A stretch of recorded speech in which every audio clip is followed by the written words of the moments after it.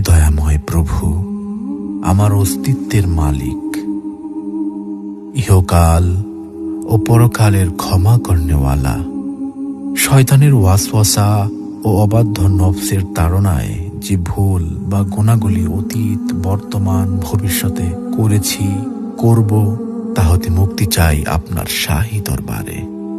আপনি সব পারেন।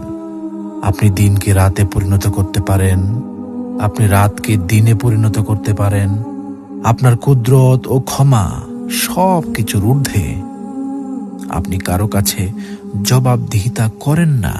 আপনি রাজাধিরাজ। আপনার মহিমা যে ভাষায় লিখি না কেন, সবই ম্লান হয়ে যাবে আপনার শানে।